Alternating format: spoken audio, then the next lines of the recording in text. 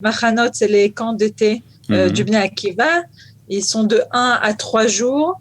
C'est des enfants qui partent dans le nord, dans le sud, un peu dans tout Israël pour découvrir notre pays et s'enrichir au niveau des valeurs juives.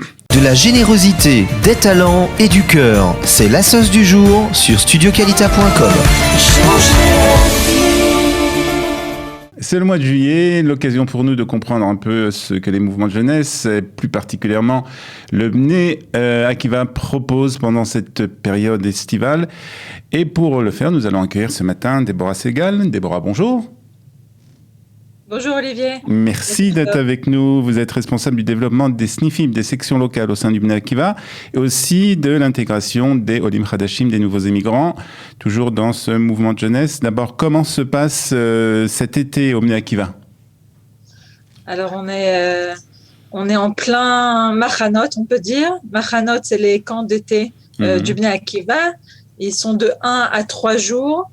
C'est des enfants qui partent dans le nord, dans le sud, un peu dans tout Israël pour découvrir notre pays et s'enrichir au niveau des valeurs juives. Alors, comment se passe ces Machanot ? C'est par tranche d'âge, en fait ? Exactement, c'est par tranche d'âge. Les plus petits, ils viennent pour 1 jour. Et selon l'âge, ça augmente le nombre de jours qui sont dans les camps. C'est des centaines, des milliers d'enfants. Cet été, on aura, si Dieu veut, à peu près 30 000 enfants qui sortiront dans les Machanot. Ah ouais, c'est énorme. Certains camps ont déjà commencé cette semaine et on n'arrête pas jusqu'au début août. Alors, lorsqu'on vient de France, on est toujours un peu étonné par ces Machanot, ces camps d'été qui, comme vous l'avez dit, soit 1 jour, soit 2 nuits, 3 nuits maximum, je crois. Hein, c'est le Machane Sayarim, je crois, itinérant, qui dure 5 jours, 5 nuits, je crois, c'est le maximum. Exactement, bravo. Ah ouais, on est passé par le Bnei Akiva quand même. Quand on vient de France, on se rappelle des colonies de vacances, on partait 3 semaines, même des fois plus. On n'a pas ce format en Israël ? Exactement. Alors en fait, en Israël, les camps de vacances, ils durent maximum, comme vous l'avez dit, 5 jours. Et en fait, c'est comme ça que les enfants sont habitués à ça depuis leur plus tendre jeunesse. Le concept est tout à fait différent. C'est-à-dire que si on avait l'habitude des colos françaises qui nous prenaient dans un chalet dans les Alpes, et chaque jour, il y avait une autre activité et on sortait dans d'autres activités dans la région. Ici, c'est plutôt... tout se fait à pied. Les enfants, ils viennent, ils dorment le soir dans des tentes, feu de bois, musique, activités et tout ça, mais c'est plutôt la découverte par les pieds du pays. C'est un autre concept, c'est un autre style, mais je pense que ça peut correspondre tout à fait à beaucoup d'Olim qui aimeraient d'Afka goûter à ce style israélien. Alors, on est quand même, il ne faut pas l'oublier, dans une période de Corona, même si les choses sont un peu différentes qu'il y a 1 an, quand même, puisqu'il y a 1 an, je crois qu'il n'y avait pas du tout de colonies de vacances ni de machanot qui ont été organisées. Comment ça se passe cette année au niveau des consignes sanitaires ? Alors, en fait, depuis le début de la semaine, on a reçu des consignes du ministère de la Santé qui disent qu'on est limité par rapport à tous ceux qui peuvent participer au machanot, c'est-à-dire qu'un enfant qui a l'âge d'être vacciné doit être vacciné, ou alors doit avoir un test négatif de 72 heures avant. Donc, une vaccination obligatoire pour les plus de 12 ans ou sinon un test PCR.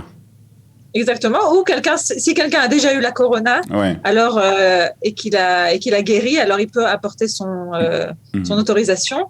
Mais uniquement ceux qui rentrent dans les 3 critères peuvent sortir en machané. D'accord. Alors ça, c'est concernant les machanot. Donc il y a aussi les séminaires de formation. Peut-être on en parlera un peu plus tard. Est-ce qu'il y a d'autres activités qui sont organisées ? Parce que alors c'est vrai que ça prend, on va dire, jusqu'à la fin du mois de juillet. Il y a encore le mois d'août.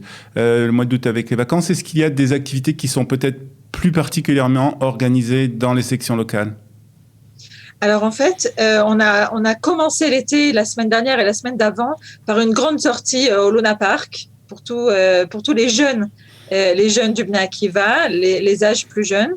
Et pendant tout l'été, en fait, les snifim, donc les locaux dans tout le pays, continuent leur activité. Les communariotes, celles qui sont responsables de chaque snif, ont préparé plein d'activités spéciales pour l'été. D'accord.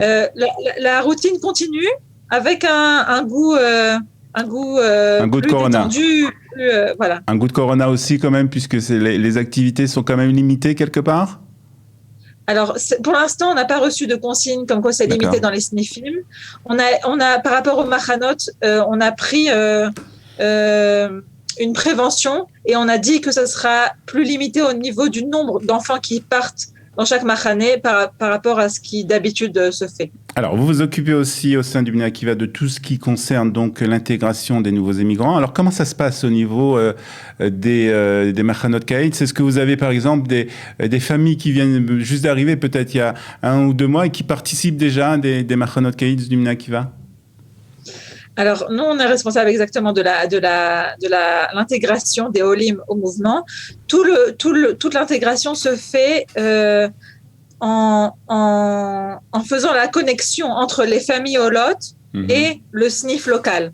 C'est-à-dire que dès qu'on sait qu'il y a des Olim dans une région, Olim même qui sont là depuis plusieurs années, on essaye de créer le lien avec le snif local et ensuite ils font partie tout à fait du mouvement comme n'importe quel autre enfant. Cet été, il y a beaucoup de familles qui viennent à Nahariya par le programme de l'Aliyah de groupe. Et on est en contact avec eux depuis avant l'Aliyah et si Dieu veut, ils participeront à nos activités l'année prochaine. C'est quelque chose qui se passe dans plusieurs endroits. Je parle de Nahariya spécifiquement parce que c'est vraiment un groupe de familles qui sont venus ensemble. Et donc, on essaye de faire le lien depuis leur pays d'origine. Alors, est-ce que vous mettez, par exemple, à Nahariya, est-ce que vous allez mettre à disposition de ces enfants des madrichim, des moniteurs qui sont aussi francophones?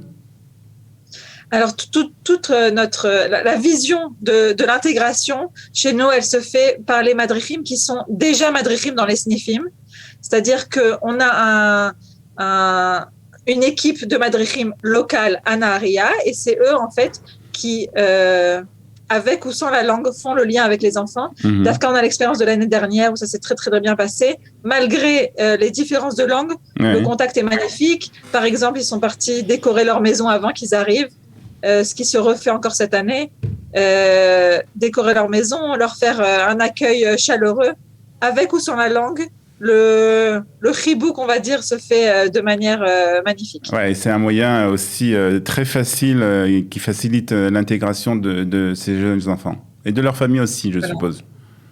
Exactement, et ça leur fait très plaisir de savoir qu'ils sont attendus par le snif de la ville. Très bien. Donc, si vous venez d'arriver, hier, on était à l'aéroport pour accueillir 160 Olim, mais il y avait aussi beaucoup d'enfants et des adolescents aussi qui sont arrivés parmi ces familles. Donc, si eux aussi, ils ont envie de rejoindre un snif, une section locale du Bnei Akiva ou d'autres mouvements de jeunesse d'ailleurs, mais là, on parle avec vous, Déborah. Donc, il y a une possibilité de contacter ces sections locales. Comment on fait? Comment ça se passe? Tout à fait. Vous pouvez passer par moi. D'accord.